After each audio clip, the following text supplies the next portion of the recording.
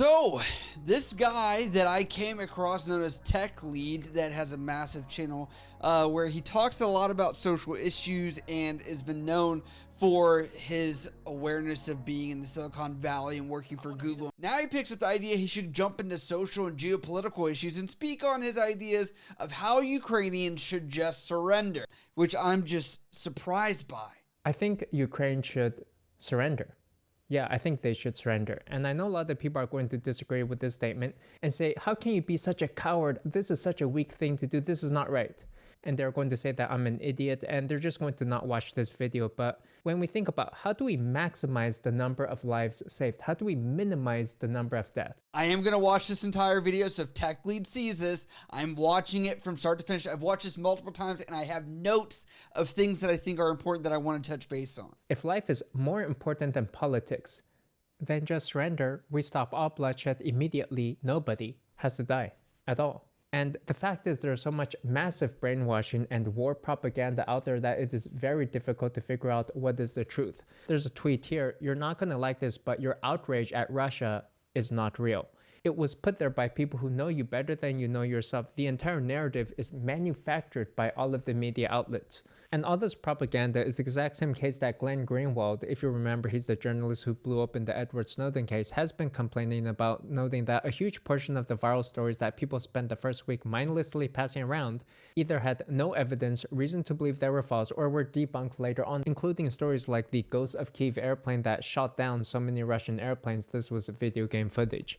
And so if you just take one moment to try to search for the truth, maybe just hear both sides of this, you will quickly discover that truly Ukraine has been the aggressor. Do you really think that Ukrainians were like, man, they've got aircraft going over that shot down allegedly 6 aircraft, whether it's a folklore story, whatever else, it's irrelevant because that's not what's going to make people in Ukraine decide to stay and fight or to leave or whatever else. And I'm like, now I have to say, if they were lying about people, you know, ending their lives or somehow, whatever case it may be, I'd be like, yeah, that is wrong. In all of this, they have provoked Russia to war by trying to join NATO.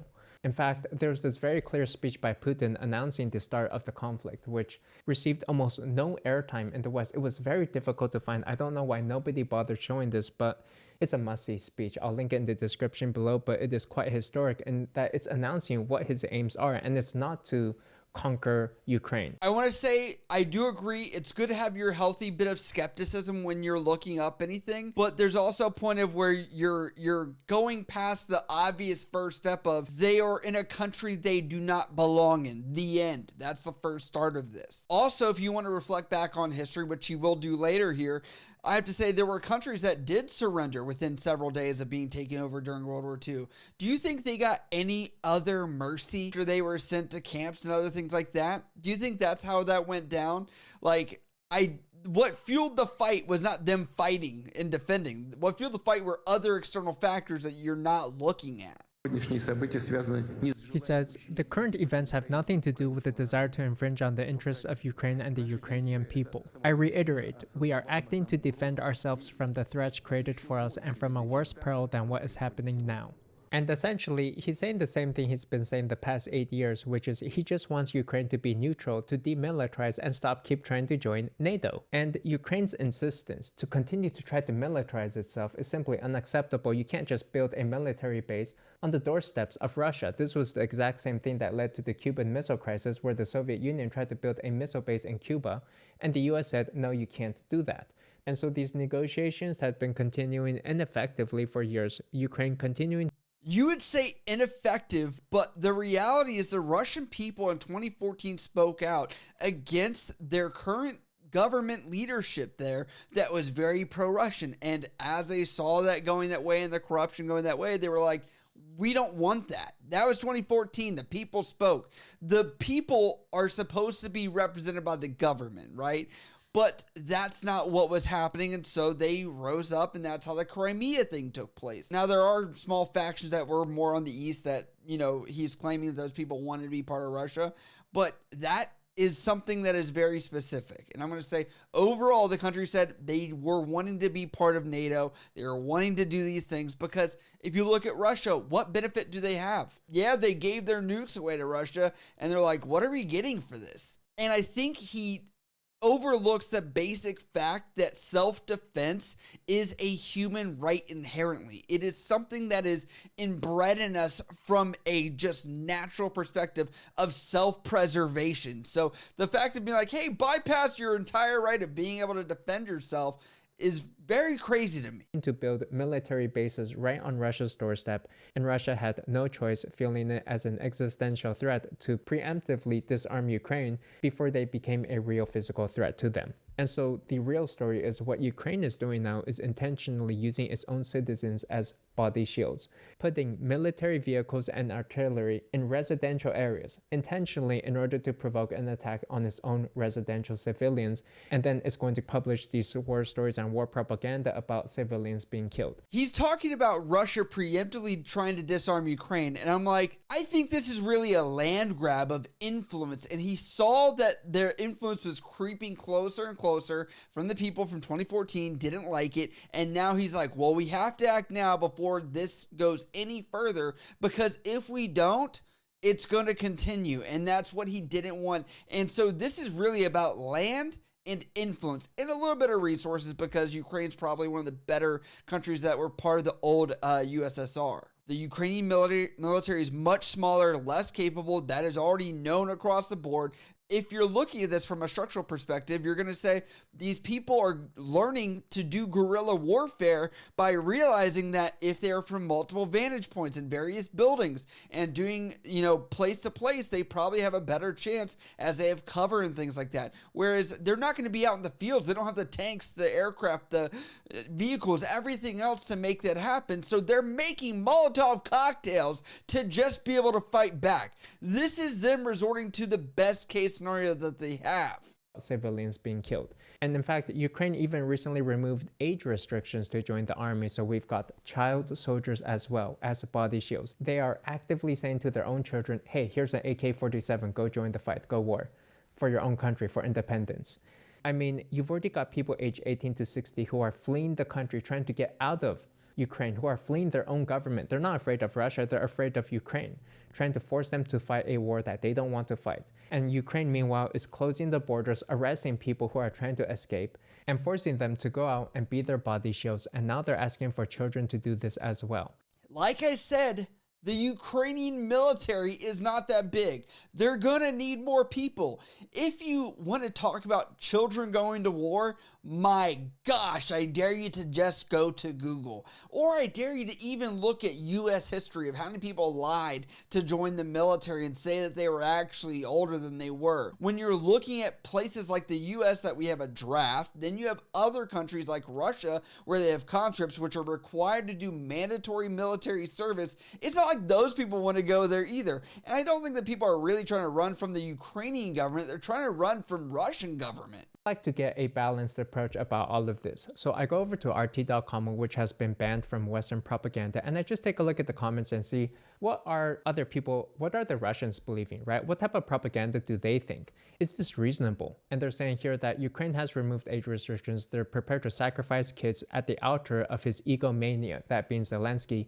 Child soldiers, you hide behind kids now? This is exactly what Hitler did in his last moments. Zelensky made his own bed. He should lie in it, not the Ukrainian people. He was the fool who asked for nuclear weapons and NATO membership and said they would retake Crimea. So again here, you cannot just build a nuclear base next to Russia, and when Russia comes to try to disarm that, say, hey, they're trying to invade us, help us, they're invading us. They're just defending themselves at this point. And as I understand, Russia doesn't even want to conquer Ukraine because it would be a huge hit to their own economy to try to absorb another country like that. Like it could. If this was not about taking over Ukraine, why would they be going so deep from the south, the north, and the east side of it and taking stuff even further west than people would expect, than these areas that are wanting to be part of Russia allegedly? Like it could destroy Russia financially. You know, the reason some of these other territories like Crimea joined Russia was because they wanted to join Russia, and Russia really had no choice but to say, fine, you can join in. I like how he summarized all of 2014 of, yeah, just come on over, that's cool. No, that's not what happened. Russia really after. It's simply to take the current regime in power, the Zelensky regime, and replace that with a shell government that is more amenable to them, to their interests.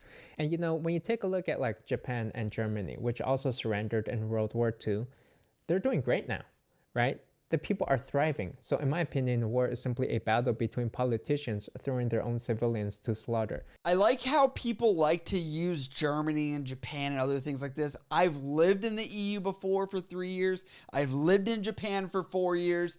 I can tell you that Japan, their economy has been stable, just stagnant across the board. Hasn't thrived in like the past 2 decades. I'm not knocking them. They've tried to find ways to fix this, but they've really had some issues there. Now, looking at Germany, yes, they have thrived, but it's also, we put them back to exactly where they were at, and they're like, no, that is your space. The people are thriving. So in my opinion, the war is simply a battle between politicians throwing their own civilians to slaughter. Do you think that the average civilian in Ukraine even wants NATO membership? Do they even know what NATO membership is? And yet this is what they are dying for. Some more comments here. Zelensky wants to create more casualties in order to try and play the victim and gain public support. Children of Ukraine, be ready to die for billionaires of USA and Ukraine. Exactly, this war exists at a level far above the lives of any individual person in an abstract concept. Normal people probably don't even want to get involved in politics, and yet it is the diehard nationalists who are in control. Now, here's my problem with you guys. When I go on social media, and I see people saying, I stand with Ukraine, go fight, go throw your children to slaughter, go beat those Russians, just go fight, and whatever it takes, it's worth it, go fight for your independence. You're asking these people to kill themselves for this cause. You're telling them that it's worth dying over. And it's not. You wouldn't do it, right? If you want to, you can go enlist. The Ukrainian army is taking foreign people. You can go enlist if you want to. You can enlist your own children as well. But if you're not willing to enlist your own children, then how can you ask the Ukrainian people to enlist their children to go fight this war? I like how he undermines the intelligence of Ukrainians just off the cuff and says they probably don't even know what NATO membership means. They probably have no idea. They just don't understand. And talks about like how war is this idea that no one could ever be a part of or truly understand because it's too big for us to grasp. That is true, but we're all little tiny cogs in the machine. We all are that. Like, he worked at Google and Facebook, I believe. You were a tiny little cog in the machine. Should you have ever worked there? Probably not, because you just didn't understand the concept. On top of that, he really doesn't understand the fact that there are people that are U.S. military veterans, other countries that are willing to go over to this country right now and help these people out. That has been an issue for the Ukrainian embassies to try and process and help people to get over there. And for what? Personally for me, I'm a bit of a nihilist. I don't think there's much meaning for life. As this comment says, you will die for the wrong cause. You can die for independence, justice, freedom, liberty, democracy, communism, Japan, Germany, Russia, US, UK. It's all the same. I find it crazy that this guy doesn't understand that there are people for the past, we're looking at 30 years now, a generation that has probably built homes, bought businesses, made businesses, done things like that. And he's like, just surrender. That's it. Your whole livelihood, just surrender it, right? Russian military dudes that come in, they can take your stuff if they want. The Russian government can just take over your business, your resources, your whatever. There is a difference between quantity and quality of life, right? And that is something that's kind of missed here. And I would also recognize here that there's this masculine culture, maybe in Ukraine, which is preventing these people from backing down. Maybe that's just a culture there, and people are saying, well, I'm not very masculine myself. But, these people are going to get themselves and their families killed. And then we'll see how masculine that really is. When you take... Masculine culture is the fall of why people in Ukraine are doing this? My God, it's almost like if you watch the video where Putin talks about, all the issues with Ukraine and the US that he puts in his description, I'll put it down below mine as well. He speaks about masculinity and these things that need to be maintained and established. And I'm just like, oh my gosh, you're contradictory to the person you're agreeing with a little bit right here. Take a look at the philosophy of Sun Tzu, for example. He says that the supreme art of war is to subdue the enemy without fighting. The greatest victory is that which requires no battle, and that there's no instance of a nation benefiting from prolonged warfare. In war, there are no winners. As Zelensky states, I need ammo, not a ride.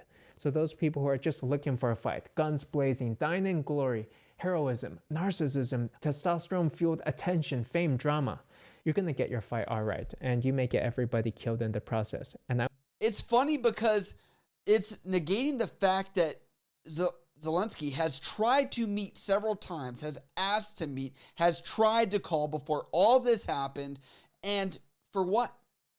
For what? Nothing happened, right? He was ignored. They even offered not to join NATO at one point again because they're like, fine, we won't do anything. Just leave us alone. You know, that's where they were at with this. I would just recognize that the greatest enemy is your own ego. Now, I want to conclude this with a story about my own divorce, which if you've ever been in a divorce with kids, you will know that there are no winners in a divorce, and that sometimes the best path is to just lose here. Because if you decide to fight it out, the only winners are going to be the attorneys. They're going to be the lawyers who are going to milk you dry over many years of court battle. And the kids are going to lose too. So sure, you can drag out the court battle and fight for yourself, fight for what's right, what you believe is true. And it's going to just damage everybody. And your life is going to just be misery for, I mean, you get one life and you're going to destroy it over what?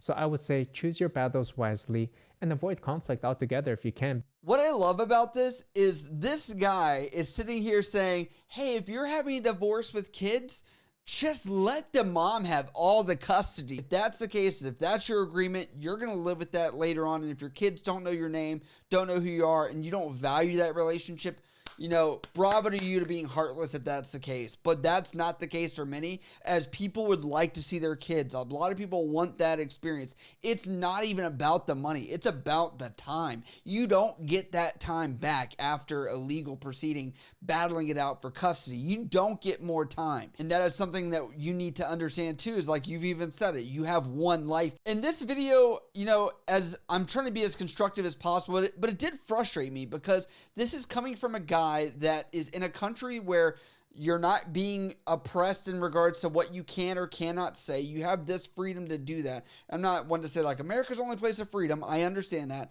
but he's able to do that. He's in an economy where he's able to make money from a spare bedroom, just like other people on this platform.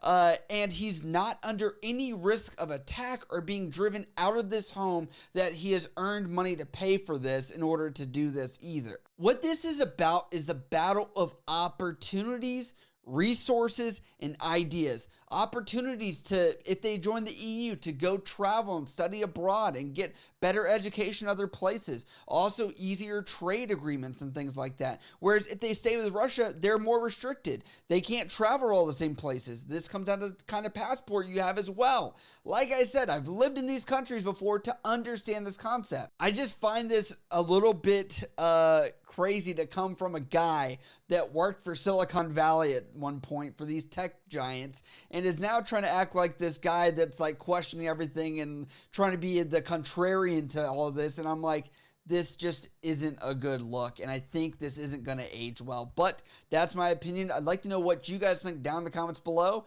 because this is an interesting video and is a comparison of ideas, and I'd like to see what you guys think.